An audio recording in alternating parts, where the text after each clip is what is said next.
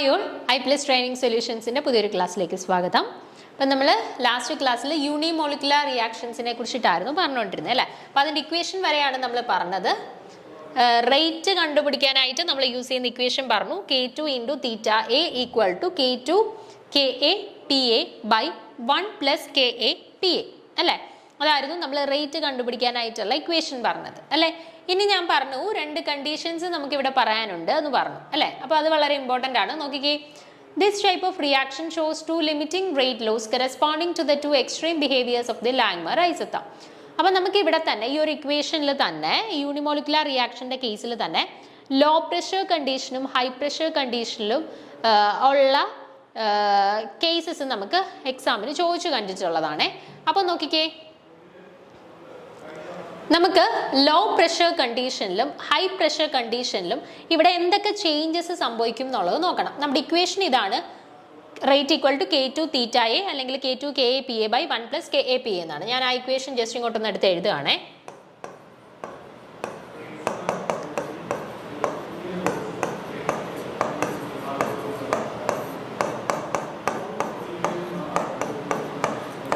Okay, ഇതാണ് നമ്മുടെ equation. അപ്പോൾ ഫസ്റ്റ് നമ്മൾ കൺസിഡർ ചെയ്യാനായിട്ട് പോകുന്നത് ലോ പ്രഷർ കണ്ടീഷനാണ്.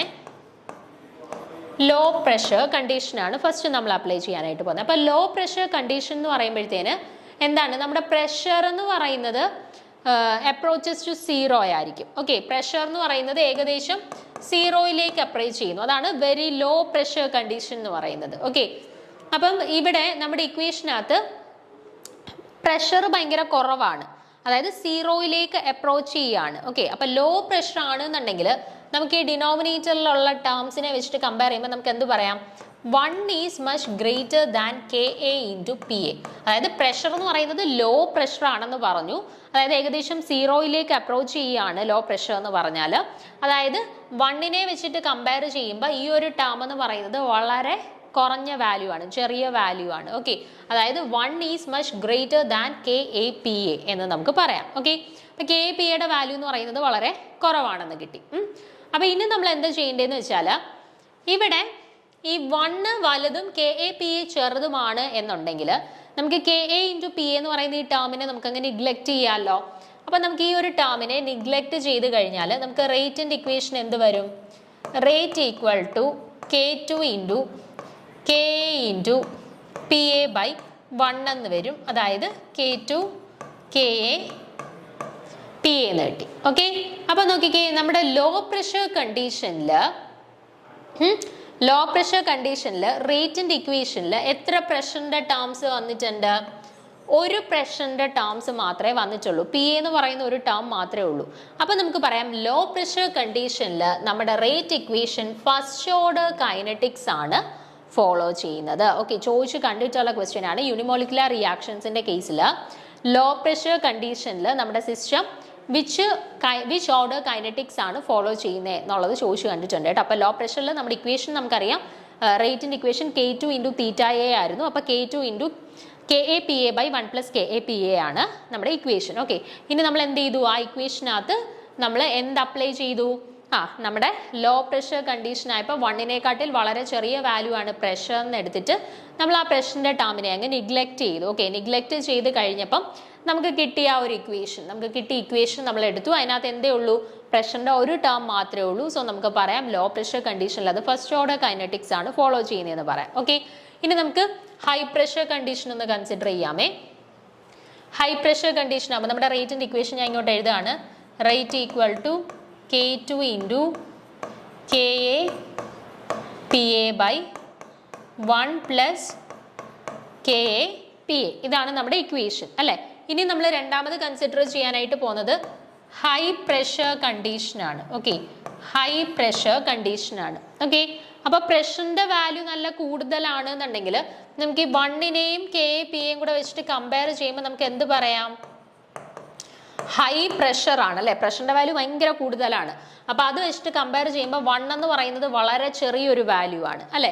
അങ്ങനെയാണെന്നുണ്ടെങ്കിൽ നമുക്ക് എന്ത് ചെയ്യാം, ആ 1നെ അങ്ങ് നിഗ്ലക്റ്റ് ചെയ്ത് കളയാം. കാരണം പ്രഷർ ഭയങ്കര വലിയ ടേമാണ്, അതിനെ വെച്ചിട്ട് കമ്പയർ ചെയ്യുമ്പോഴത്തേന് 1 എന്ന് പറയുന്നത് തീരെ ചെറിയ വാല്യൂ ആണ്.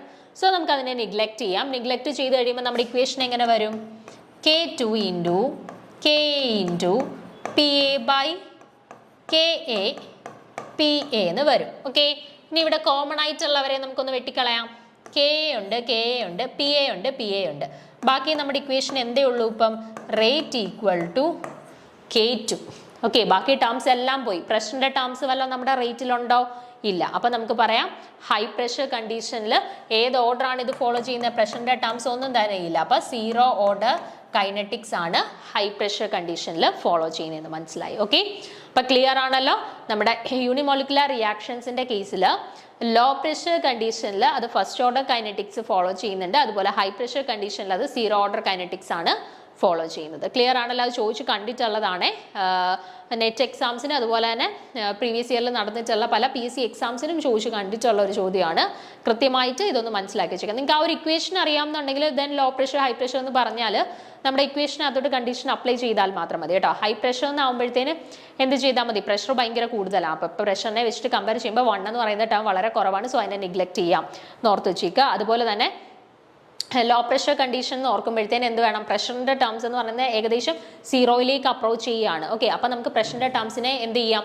1നെ വെച്ചിട്ട് കമ്പയർ ചെയ്യുമ്പോൾ പ്രഷറിന്റെ ടേംസ് ഭയങ്കര കുറവാണ്. സോ അതിനെ നമുക്ക് നെഗ്ലക്ട് ചെയ്യാം. ആ ഒരു 2 കാര്യങ്ങൾ മാത്രം ജസ്റ്റ് ഒന്ന് മനസ്സിലാക്കി വെച്ചിരുന്നാൽ മതി. ബാക്കി നമുക്ക് ജസ്റ്റ് സബ്സ്റ്റിറ്റ്യൂട്ട് ചെയ്യുമ്പോഴത്തേന് ആൻസർ കിട്ടും. ഓക്കെ ആണേ?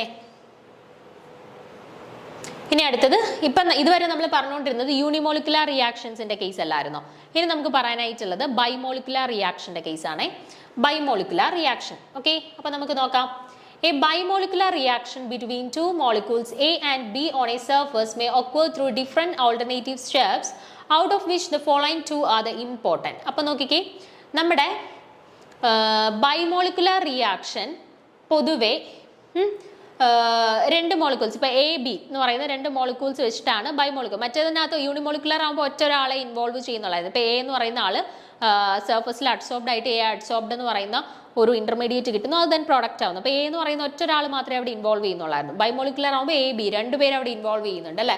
അപ്പം പല സ്റ്റെപ്സിലൂടെയാണ് ബൈമോളിക്കുലർ റിയാക്ഷൻ നടക്കുന്നത്. അതിൽ ഇമ്പോർട്ടൻ്റ് ആയിട്ടുള്ള ഒന്നാണ് ലാങ്മ ഹിൻഷൻവുഡ് മെക്കാനിസം. അതാണ് നമ്മുടെ സിലബസിൽ കൊടുത്തിട്ടുള്ളത്. ഓക്കെ, ലാങ്മ ഹിൻഷൻവുഡ് മെക്കാനിസം നമുക്ക് നോക്കാം എന്താണ് ബൈമോളിക്കുലർ റിയാക്ഷൻസിന്റെ കേസിലുള്ള ലാങ്മ ഹിൻഷൻവുഡ് മെക്കാനിസം എന്നുള്ളത്. Okay, the 2 reacting molecules A and B react after being adsorbed on the neighbouring sides of the surface of the catalyst. അപ്പോൾ എന്ത് ചെയ്യും? ആദ്യം ഇനിഷ്യലി എ ബി എന്ന് പറയുന്ന 2 പേര് എന്ത് ചെയ്യും? നമ്മുടെ കാറ്റലിസ്റ്റിന്റെ സർഫസിൽ കയറിയിട്ട് അഡ്സോർബ്ഡ് ആവും. അഡ്സോർബ്ഡ് ആയ ശേഷം എന്ത് ചെയ്യുന്നു? ഈ എ ബി എന്ന് പറയുന്ന ഈ 2 റിയാക്ടിംഗ് മോളിക്യൂൾസ് പരസ്പരം റിയാക്ട് ചെയ്യുന്നു. ആദ്യം അവർ ആ കാറ്റലിസ്റ്റിന്റെ സർഫസിൽ അഡ്സോർബ്ഡ് ആവുന്നു. അതിനുശേഷമാണ് ഈ 2 റിയാക്ടന്റ് മോളിക്യൂൾസ് തമ്മിൽ പരസ്പരം റിയാക്ട് ചെയ്യുന്നത്. ദിസ് മെക്കാനിസം ഈസ് കോൾഡ് ലാങ്മ ഹിൻഷൻവുഡ് മെക്കാനിസം. അപ്പോൾ ഈ ബൈമോളിക്കുലാറിന്റെ കേസിൽ ഈ ഒരു കാറ്റലിസ്റ്റിൽ അഡ്സോർബ്ഡ് ആയിട്ട് റിയാക്ടൻസ് പരസ്പരം റിയാക്ട് ചെയ്ത് പ്രൊഡക്റ്റ് ഫോർമേഷനിലോട്ട് പോകുന്നു. അതിനെയാണ് നമ്മുടെ ജനറലി ബൈമോളിക്കുലർ റിയാക്ഷൻ മെക്കാനിസം അല്ലെങ്കിൽ നമ്മുടെ ലാങ്മ ഹിൻഷൻവുഡ് മെക്കാനിസം എന്ന് പറയുന്നത്. Okay, reaction rate for such A reaction is, അപ്പോൾ ഇവരുടെ റിയാക്ഷൻ റേറ്റ് കണ്ടുപിടിക്കാനായിട്ടുള്ള ഇക്വേഷൻ എങ്ങനെ എഴുതാം? റേറ്റ് ഈക്വൽ ടു, റേറ്റിനെയാണ് ഇവിടെ ന്യൂ എന്ന് കൊടുത്തിട്ടുള്ളത്, K into theta A into theta B എന്ന് കൊടുക്കാം. അതെന്തുകൊണ്ടാണ്? നമ്മൾ യൂണിമോളിക്കുലാറിന്റെ കേസിൽ റേറ്റിനെ നമ്മൾ കണക്കാക്കാനായിട്ട് യൂസ് ചെയ്ത equation K2 into theta A എന്നായിരുന്നു അല്ലേ? അവിടെ എന്താ എ എന്ന് പറയുന്നത്? യൂണിമോളിക്കുലർ ആണ്. എ എന്ന് പറയുന്ന ഒറ്റ റിയാക്റ്റന്റ് മാത്രമേ അവിടെ ഉണ്ടായിരുന്നുള്ളൂ. അപ്പൊ നമുക്ക് എയുടെ മാത്രം സർഫസ് കവറേജ് കൺസിഡർ ചെയ്താൽ മതിയായിരുന്നു. അതുകൊണ്ടാണ് അവിടെ നമുക്ക് rate equal to K2 into theta A എന്ന് വന്നത്. ഇവിടെ നമ്മൾ ബൈമോളിക്കുലർ റിയാക്ഷൻസിന്റെ കേസാണ് കൺസിഡർ ചെയ്യുന്നത്. ഇവിടെ എ ബി 2 റിയാക്ടൻസ് നമ്മുടെ കയ്യിലുണ്ട്. ഓക്കെ, അപ്പൊ നമ്മൾ റേറ്റ് കൺസിഡർ ചെയ്യുന്ന സമയത്ത് K into theta A theta B 2 പേരുടെയും സർഫസ് കവറേജ് കൺസിഡർ ചെയ്യണം. എ എന്ന് പറയുന്ന റിയാക്ടന്റിന്റെ സർഫസ് കവറേജ് കൺസിഡർ ചെയ്യണം, ബി എന്ന് പറയുന്ന റിയാക്ടന്റിന്റെയും സർഫസ് കവറേജ് നമ്മൾ കൺസിഡർ ചെയ്യേണ്ടതായിട്ട് വരുന്നുണ്ട് കേട്ടോ. 2 പേരുടെയും നമ്മൾ കൺസിഡർ ചെയ്യണം. ഓക്കെ, അപ്പൊ തീറ്റ എയുടെയും തീറ്റ ബിയുടെയും വാല്യൂ നമ്മൾ ഇവിടെ ഓൾറെഡി കണ്ടുപിടിച്ചിട്ടുള്ളത് ഇവിടെ കൊടുത്തിട്ടുണ്ട്. നോക്കിക്കേ, തീറ്റ എ എന്ന് പറയുന്നത് KA by 1 plus KA into concentration of A plus KB into concentration of B. അതുപോലെ തീറ്റ ബിയുടെ വാല്യൂ എന്ന് പറയുന്നത് KB B by 1 plus KA into A plus KB into B. Okay, അത് ഡെറിവേഷൻ ഒന്നും പറയുന്നില്ല, ജസ്റ്റ് ആ ഒരു ടേംസ് മാത്രം മനസ്സിലാക്കി വെച്ചേക്കുക. അത് സബ്സ്റ്റിറ്റ്യൂട്ട് ചെയ്ത് ഫൈനലി കിട്ടുന്ന ആ ഒരു ഇക്വേഷനും കൂടെ നമുക്ക് ആവശ്യമായിട്ടുള്ളൂ കേട്ടോ. ഡെറിവേഷൻ കംപ്ലീറ്റ് പറഞ്ഞാൽ ഭയങ്കര ലെങ്തിയാണ്, നമുക്ക് കൺഫ്യൂസിങ് ആവും. സോ ആവശ്യമായിട്ടുള്ള പോയിന്റ്സ് മാത്രമേ ഇൻക്ലൂഡ് ചെയ്തിട്ടുള്ളൂ. അത് മാത്രം, ആ ടേംസ് മാത്രം നിങ്ങളൊന്ന് പഠിച്ചു വെച്ചിരുന്നാൽ മതി. ഓക്കെ, അപ്പോൾ നോക്കിയാൽ നമ്മുടെ ഇക്വേഷൻ ഇതാണ്. Rate new equal to K into theta A into theta B. അപ്പോൾ തീറ്റയുടെ ഇക്വേഷൻ നമുക്ക് കിട്ടിയിട്ടുണ്ട്, തീറ്റ ബിയുടെ ഇക്വേഷൻ നമുക്ക് കിട്ടിയിട്ടുണ്ട്. നോക്കിക്കേ, കെ ഇൻറ്റു തീറ്റ എന്ന് പറയുന്നത് K A by 1 plus K A plus K B B അല്ലേ, 1 plus K A plus K B into B. അതുപോലെ തന്നെ തീറ്റ ബിയുടെ വാല്യൂ എന്താണ്, കെ ബി ബി, അത് നമ്മൾ ഇൻറ്റു കെ ബി ബി കൊടുത്തു മുകളിൽ. ബൈ ഡിനോമിനേറ്ററിൽ നോക്കിക്കേ, രണ്ടിടത്തും സെയിം ആളുകളാണ് വന്നിട്ടുള്ളത് അല്ലേ. തീറ്റയുടെ ഡിനോമിനേറ്ററും തീറ്റ ബിയുടെ ഡിനോമിനേറ്ററും സെയിം ആണ്. അപ്പോൾ എന്ത് വന്നു, സ്ക്വയർ വന്നു ഡിനോമിനേറ്ററിൽ. ഓക്കെ, അപ്പം നമുക്ക് ന്യൂ അല്ലെങ്കിൽ റേറ്റിൻ്റെ ഇക്വേഷൻ എന്താ കിട്ടിയത്, K into K A into K B into concentration of A into concentration of B by 1 plus K A plus K B B the whole square എന്ന് കിട്ടി. ഓക്കെ ആണ്, ഡൗട്ടൊന്നും ഇല്ല ഇവിടെ വരാൻ. ഇനി നമുക്ക് രണ്ട് സ്പെഷ്യൽ കേസസ് ഇവിടെ കൺസിഡർ ചെയ്യാം. ഓക്കെ, ആദ്യത്തെ കേസിൽ സ്പേഴ്സ്ലി കവേർഡ് ആയിട്ടുള്ള സർഫസ് ആണ്. അതായത് if A and B are both sufficiently low that K A and K B B may be neglected in comparison with unity the rate equation become.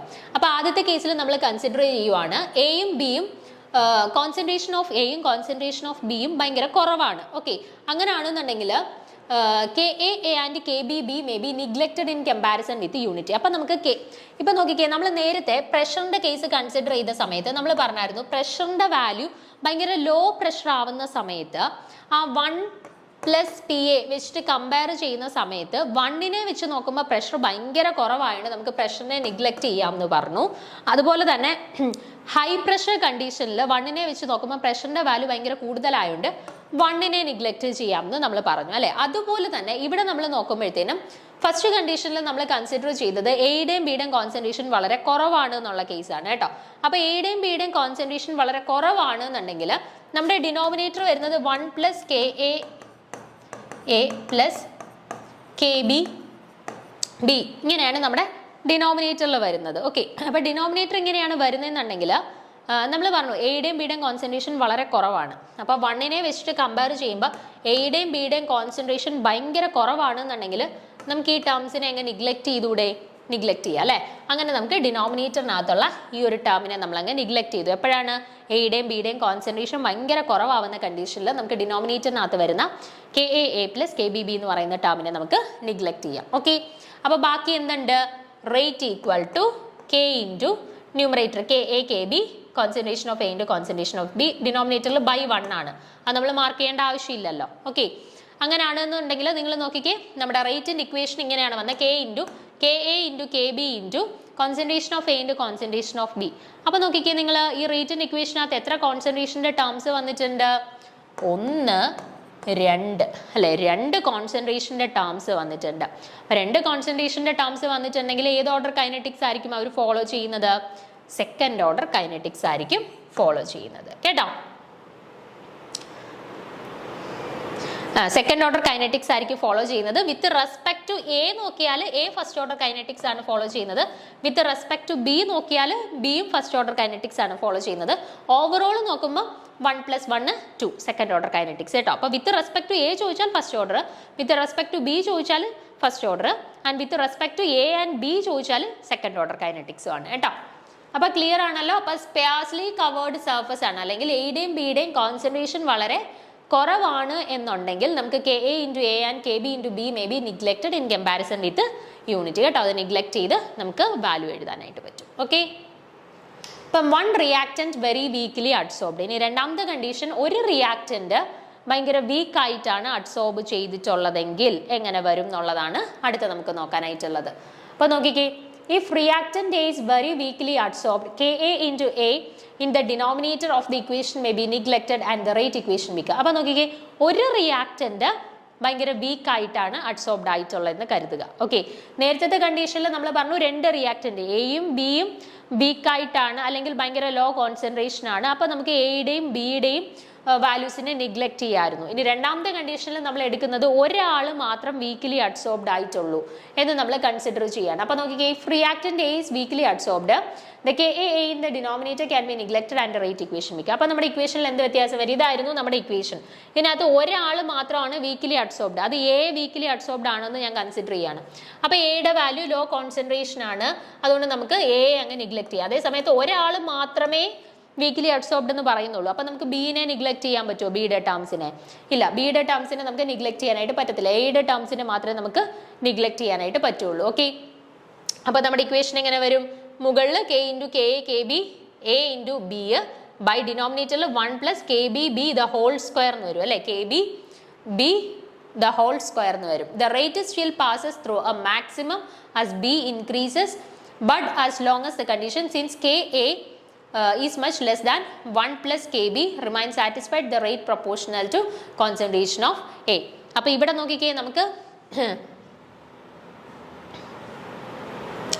ഇവിടെ ബിയുടെ terms, ഇവിടെ നമുക്ക് 1 എന്ന് പറയുന്ന ടേം ചെറിയ വാല്യൂ ആയതുകൊണ്ട് നമുക്ക് 1നെ നിഗ്ലക്ട് ചെയ്യുകയാണെന്നുണ്ടെങ്കിൽ നമ്മുടെ ഇക്വേഷൻ എങ്ങനെ വരും? K B into concentration of B the whole square എന്ന് വരും. അപ്പോൾ ഇവിടെ കോൺസെൻട്രേഷൻ ഓഫ് ബിയും കോൺസെൻട്രേഷൻ ഓഫ് ബിയും നമുക്ക് നിഗ്ലക്റ്റ് ആയി പോയി കഴിഞ്ഞാൽ നമുക്ക് എന്തിന് ഡയറക്ട്ലി പ്രപ്പോർഷണൽ ആണ് എന്ന് പറയാം? റേറ്റ് എന്ന് പറയുന്നത് concentration of A, weekly adsorbed ആരാണോ അയാളുടെ കോൺസെൻട്രേഷന് ഡയറക്ട്ലി പ്രപ്പോർഷണൽ ആണ് എന്നുള്ളത് കിട്ടി. ഓക്കെ, അപ്പോൾ ഇതല്ല നമുക്കിവിടെ ആവശ്യമായിട്ടുള്ള കണ്ടീഷൻ എന്ന് പറയുന്നത് ദാണ്ട് ഈ കണ്ടീഷനാണ്.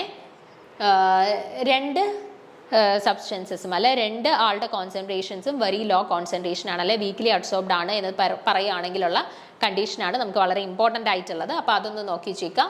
പിന്നെ നമ്മുടെ യൂണിമോളിക്കുലാറിൻ്റെ 2 കണ്ടീഷൻസ് ഉണ്ടല്ലോ, അത് രണ്ടും ലോ പ്രഷർ കണ്ടീഷനിൽ ഫസ്റ്റ് ഓർഡർ കൈനറ്റിക്സും ഹൈ പ്രഷർ കണ്ടീഷനിൽ സീറോ ഓർഡർ കൈനറ്റിക്സും ആണ് ഫോളോ ചെയ്യുന്നത് എന്നുള്ളത് കേട്ടോ. ഇത് ഇത്രയാണ് വളരെ ഇമ്പോർട്ടൻറ്റ്, നോക്കി ചേക്കാം. ഓക്കെ, പിന്നെ നമ്മൾ വളരെ ഇമ്പോർട്ടൻ്റ് ആയിട്ടുള്ള ഒരു കൺസെപ്റ്റിലോട്ട് പോവാണ്, എൻസൈം കെറ്റാലിസിസ് കേട്ടോ. എൻസൈം കെറ്റാലിസിസ് നമുക്ക് വളരെ ഇമ്പോർട്ടൻ്റ് ആണ്. നമുക്ക് പ്രോബ്ലംസ് സാധാരണ ചോദിക്കുന്ന ഒരു ഏരിയയാണ് എൻസൈം കെറ്റാലിസിസ് എന്ന് പറയുന്നത് കേട്ടോ. പ്രോബ്ലം സെക്ഷൻസ് കൂടുതലായിട്ട് വരുന്നത് ഈ ഒരു എൻസൈം കെറ്റാലിസിസുമായിട്ട് റിലേറ്റ് ചെയ്തിട്ടാണ്. നമുക്ക് നോക്കാം. Numerous organic reactions are taking place in the body of animals and plants to maintain the life process അല്ലേ. നമുക്കറിയാം നമ്മുടെ ബോഡിയിൽ തന്നെ കൺസിഡർ ചെയ്യുകയാണെന്നുണ്ടെങ്കിൽ നമുക്ക് ധാരാളം എൻസൈംസ് നമ്മുടെ ബോഡിയിൽ വർക്ക് ചെയ്യുന്നുണ്ട് അല്ലേ. എന്തിനു വേണ്ടിയിട്ടാണ്? നമ്മുടെ ലൈഫ് പ്രോസസ്സസ് എല്ലാം പ്രോപ്പറായിട്ട് മുന്നോട്ട് കൊണ്ടുപോകാൻ, കൃത്യമായിട്ടുള്ള രീതിയിൽ മുന്നോട്ട് കൊണ്ടുപോകാനായിട്ടാണ് പല എൻസൈംസും നമ്മുടെ ബോഡിയിൽ ആക്ട് ചെയ്യുന്നത്. These reactions being slow remarkably catalyzed by the organic compounds known as enzymes. അപ്പം നമ്മുടെ ബോഡിയിൽ നടക്കുന്ന പല പ്രോസസ്സും ലൈഫ് പ്രോസസ്സും നമ്മൾ കൺസിഡർ ചെയ്യുകയാണെന്നുണ്ടെങ്കിൽ ഭയങ്കര സ്ലോ ആയിട്ടായിരിക്കും നടക്കുക. ഓക്കെ, അപ്പോൾ ഈ സ്ലോ ആയിട്ട് നടക്കുന്ന പല ബോഡിയിൽ നടക്കുന്ന പ്രോസസ്സിനെയും ഒന്ന് ഫാസ്റ്റൻ ചെയ്യാനായിട്ട് അല്ലെങ്കിൽ ഒന്ന് സ്പീഡപ്പ് ചെയ്യാൻ വേണ്ടിയിട്ട് നമ്മൾ യൂസ് ചെയ്യുന്ന അല്ലെങ്കിൽ നമ്മൾ ഉപയോഗിക്കുന്ന ആളുകളാണ് ആര്?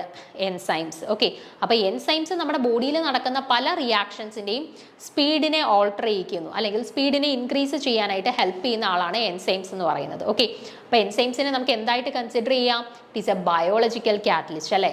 നമ്മുടെ ബോഡിയിൽ നടക്കുന്ന പല ആക്ടിവിറ്റീസിൻ്റെയും റേറ്റ് കൂട്ടാൻ സഹായിക്കുന്നവരാണ് എൻസൈംസ്. സോ നമുക്ക് എന്ത് പറയാം? എൻസൈംസ് എന്ന് പറയുന്നത് ബയോളജിക്കൽ കാറ്റലിസ്റ്റ് ആണെന്ന് പറയാം. Okay, all enzymes have been found to be complex protein molecules. അപ്പോൾ എല്ലാ എൻസൈംസും എന്താണ്? ഏത് കാറ്റഗറിയിൽ വരും?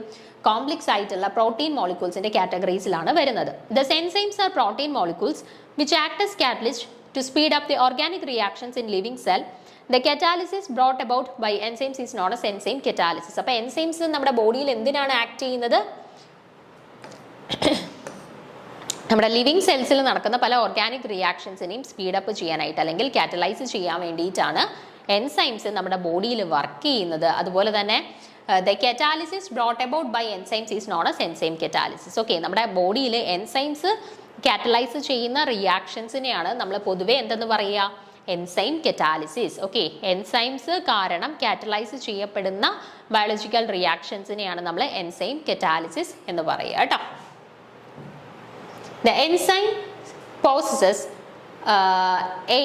an incredible capacity to carry out complex chemical reactions like hydrolysis, oxidation, reduction, etc. അപ്പം നമ്മുടെ ബോഡിയിൽ പല തരത്തിലുള്ള കെമിക്കൽ റിയാക്ഷൻസ് നടക്കുന്നുണ്ട് അല്ലേ. ഹൈഡ്രോളിസിസ് നടക്കുന്നുണ്ട്, ഓക്സിഡേഷൻ നടക്കുന്നുണ്ട്, റിഡക്ഷൻ നടക്കുന്നുണ്ട്. അങ്ങനെ പല ടൈപ്പ് ഓഫ് പല ടൈപ്പ് ഓഫ് റിയാക്ഷൻസ് നമ്മുടെ ബോഡിയിൽ നടക്കുന്നുണ്ട്. ഈ പല കാറ്റഗറി ഓഫ് റിയാക്ഷൻസിനെയും കാറ്റലൈസ് ചെയ്യാനായിട്ട് ആർക്ക് പറ്റുന്നുണ്ട്? എൻസൈംസ്. ഇപ്പം നമ്മുടെ ബോഡിയിൽ നടക്കുന്ന ഓക്സിഡേഷൻ റിയാക്ഷൻസിനെ പല ടൈപ്പ് ഓഫ് എൻസൈംസ് കാറ്റലൈസ് ചെയ്യുന്നുണ്ട്. റിഡക്ഷൻ റിയാക്ഷൻസിനെ പല എൻസൈംസ് കാറ്റലൈസ് ചെയ്യുന്നുണ്ട്. ഹൈഡ്രോളിസിസ് റിയാക്ഷൻസിനെ പല എൻസൈംസ് കാറ്റലൈസ് ചെയ്യുന്നുണ്ട്. അപ്പം നമ്മുടെ ബോഡിയിൽ നടക്കുന്ന ഒട്ടുമിക്ക പ്രോസസ്സുകളെയും കാറ്റലൈസ് ചെയ്യാൻ വേണ്ടിയിട്ട് ഈ എൻസൈംസിന് സാധിക്കുന്നുണ്ട്. ഇവിടെ കുറച്ച് എക്സാമ്പിൾസ് കൊടുത്തിട്ടുണ്ട്. ഒന്നാമത്തെ ഒന്ന് നോക്കിക്കേ. Amylase is an enzyme which breaks down starch into glucose. അപ്പം നമ്മുടെ ബോഡിയിലുള്ള സ്റ്റാർച്ചിനെ ഗ്ലൂക്കോസ് ആക്കി കൺവേർട്ട് ചെയ്യാനായിട്ട് ഹെൽപ്പ് ചെയ്യുന്ന എൻസൈമാണ് അമൈലേസ് കേട്ടോ. അപ്പം സ്റ്റാർച്ചിനെ ഗ്ലൂക്കോസ് ആക്കി മാറ്റുന്ന എൻസൈമാണ് അമൈലേസ് കേട്ടോ. സ്റ്റാർച്ചിനെ ഗ്ലൂക്കോസ് ആക്കി മാറ്റുന്ന എൻസൈമാണ് അമൈലേസ്. അതുപോലെ തന്നെ diastase convert starch to maltose and maltase converts maltose to glucose. അതുപോലെ തന്നെ സ്റ്റാർച്ചിനെ മാൾട്ടോസ് ആക്കി മാറ്റാൻ കേട്ടോ.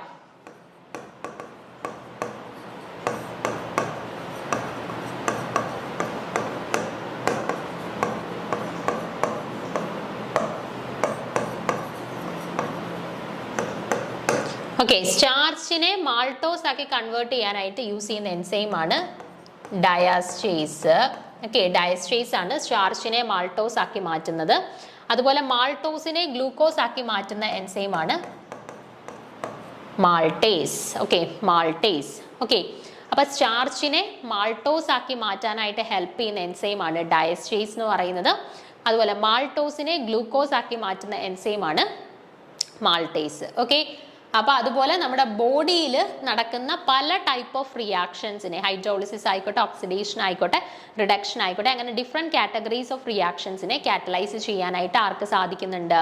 ഈ പറയുന്ന എൻസൈംസിന് സാധിക്കുന്നുണ്ട് കേട്ടോ. അപ്പൊ ഇവിടെ എൻസൈം റിയാക്ഷൻസിന്റെ ഒരു ജനറൽ മെക്കാനിസം കൊടുത്തിട്ടുണ്ട്.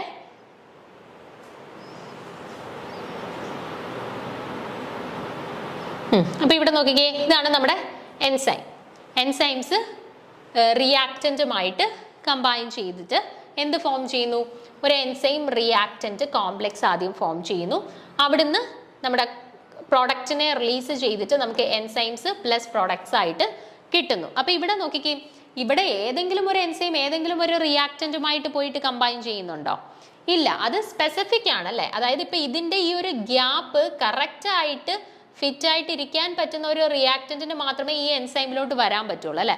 അപ്പൊ എൻസൈമാറ്റിക് റിയാക്ഷൻസ് എന്ന് പറഞ്ഞാൽ ജനറലി സ്പെസിഫിക് ആണ്, ഹൈലി സ്പെസിഫിക് ആണ്. ഒരു പെർട്ടിക്കുലർ സബ്സ്ട്രേറ്റിന്റെ കേസിൽ ഒരു പെർട്ടിക്കുലർ എൻസൈമിന് മാത്രമേ യൂസ് ചെയ്യാൻ പറ്റൂ. നമ്മളിപ്പം സ്റ്റാർച്ചിനെ ഗ്ലൂക്കോസ് ആക്കി മാറ്റുന്ന റിയാക്ഷനകത്ത് അമൈലേസ് ആണ് എൻസൈമായിട്ട് യൂസ് ചെയ്യുന്നതെന്ന് പറഞ്ഞു. അതേ സ്ഥാനത്ത് ഞാനൊരു മാൾട്ടേസിനെ അവിടെ സപ്ലൈ ചെയ്യുവാണെങ്കിൽ ആ റിയാക്ഷൻ നടക്കുമോ? ഇല്ല, ഹൈലി സ്പെസിഫിക് ആണ്.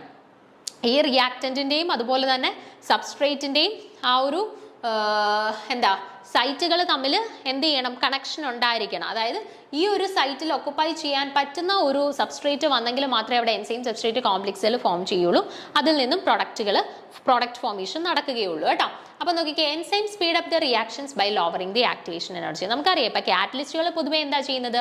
എങ്ങനെയാണ് കാറ്റലിസ്റ്റ് പൊതുവെ സ്പീഡ് ഓഫ് ദി റിയാക്ഷൻസിനെ ഓൾട്ടർ ചെയ്യുന്നത്? ആക്ടിവേഷൻ എനർജിയെ റെഡ്യൂസ് ചെയ്തുകൊണ്ടാണ് സ്പീഡ് ഓഫ് ദി റിയാക്ഷൻസിനെ ഓൾട്ടർ ചെയ്യിക്കുന്നത് അല്ലെ. അതേപോലെ തന്നെയാണ് എൻസൈംസും ചെയ്യുന്നത്. എൻസൈംസ് എന്ത് ചെയ്യുന്നു? Lowering the activation energy. Activation എനർജിയെ കുറച്ചുകൊണ്ട് എന്ത് ചെയ്യുന്നു? എൻസൈംസ് റേറ്റ് ഓഫ് ദി റിയാക്ഷൻസിനെ ഇൻക്രീസ് ചെയ്യിക്കുന്നു. ഓക്കെ, അപ്പം many enzymes change shape when substrate bind it. അപ്പൊ നോക്കിക്കേ, ഇവിടെ നിങ്ങൾ നോക്കിക്കേ, ഈ എൻസൈമും ഈ സബ്സ്ട്രേറ്റൂടെ കമ്പൈൻ ചെയ്തിട്ട് ഇവിടെ എന്ത് ഫോം ചെയ്തു? ഒരു എൻസൈം സബ്സ്ട്രേറ്റ് കോംപ്ലക്സ് ഫോം ചെയ്തു അല്ലെ. അപ്പം many enzymes change shape when substrate bind it. അപ്പം പല എൻസൈംസിനെയും എന്തിനുള്ളൊരു കേപ്പബിലിറ്റി ഉണ്ട്? ഈ സബ്സ്ട്രേറ്റ് വന്ന് അതിലേക്ക് ബൈൻഡ് ചെയ്യുന്ന സമയത്ത് അവർക്ക് അവരുടെ ഷേപ്പ് ഒന്ന് ചേഞ്ച് ചെയ്യാനായിട്ടുള്ള ഒരു പോസിബിലിറ്റി ഉണ്ട്. അതിനെയാണ് ഇൻഡ്യൂസ്ഡ് ഫിറ്റ് കൺസെപ്റ്റ് എന്ന് പറയുന്നത് കേട്ടോ. ഇൻഡ്യൂസ്ഡ് ഫിറ്റ് കൺസെപ്റ്റ് എന്ന് പറയുന്നത്, അതായത് പല എൻസൈംസിലേക്കും നമ്മുടെ സബ്സ്ട്രേറ്റ് വന്ന് ബൈൻഡ് ചെയ്യുന്ന സമയത്ത് അവരുടെ ആ ഒരു ഷേപ്പിൽ ഒരു ചേഞ്ച് സംഭവിക്കുന്നുണ്ട്. എൻസൈംസിന്റെ ആ ഒരു സ്ട്രക്ചർ അല്ലെങ്കിൽ ഷേപ്പിൽ ഒരു ചേഞ്ച് സംഭവിക്കുന്നുണ്ട്. അതിനെയാണ് ഇൻഡ്യൂസ്ഡ് ഫിറ്റ് കൺസെപ്റ്റ് എന്ന് പറയുന്നത് കേട്ടോ. Enzymes have active site. The enzyme active site is the location on the enzyme surface where the substrates bind and where the chemical reaction catalyzed. അപ്പോൾ എന്താണ് നോക്കിക്കേ, എൻസൈംസിന്റെ അകത്ത് എവിടെയാണ് റിയാക്ഷൻസ് നടക്കുക? അല്ലെങ്കിൽ എൻസൈംസിന്റെ എവിടെയാണ് ഈ സബ്സ്ട്രേറ്റ് വന്നിട്ട് ബൈൻഡ് ചെയ്യുക? എല്ലാ എൻസൈംസിനും ഒരു ആക്റ്റീവ് സൈറ്റ് കാണും. ഓക്കെ, ഈ ആക്റ്റീവ് സൈറ്റിലേക്കാണ് സബ്സ്ട്രേറ്റ് വന്ന് ബൈൻഡ് ചെയ്ത് എൻസൈം സബ്സ്ട്രേറ്റ് കോംപ്ലക്സ് ഫോം ചെയ്യുകയും അതിൽ നിന്നാണ് പിന്നീട് എൻസൈം പ്രൊഡക്റ്റ് ഫോർമേഷൻ നടന്ന എൻസൈംസിനെ റിലീസ് ചെയ്യുകയും ചെയ്യുന്നത്. ഓക്കെ, അപ്പോൾ ഈ എൻസൈംസിനെല്ലാം എന്തുണ്ട്? ഒരു ആക്റ്റീവ് സൈറ്റ് ഉണ്ട്. And enzyme active site is the location of the enzyme surface where the substrate bind and where the chemical reaction catalyst. അപ്പം എന്താണ് ഈ ആക്റ്റീവ് സൈറ്റ് എന്ന് പറയുന്നത്? എല്ലാ കാറ്റലിസ്റ്റിൻ്റെയും കേസിൽ എവിടെയാണോ സബ്സ്ട്രേറ്റ് വന്ന് ബൈൻഡ് ചെയ്യുന്നത് ആ ഒരു ബൈൻഡിങ് സൈറ്റിനെയാണ് നമ്മൾ എന്തെന്ന് പറയുക? ആക്റ്റീവ് സൈറ്റ് എന്ന് പറയുക. ആ ആക്റ്റീവ് സൈറ്റിലാണ് സബ്സ്ട്രേറ്റ് വന്ന് ബൈൻഡ് ചെയ്യുകയും ഫർദർ കെമിക്കൽ റിയാക്ഷൻസ് എല്ലാം നടക്കുകയും ചെയ്യുന്നത് കേട്ടോ.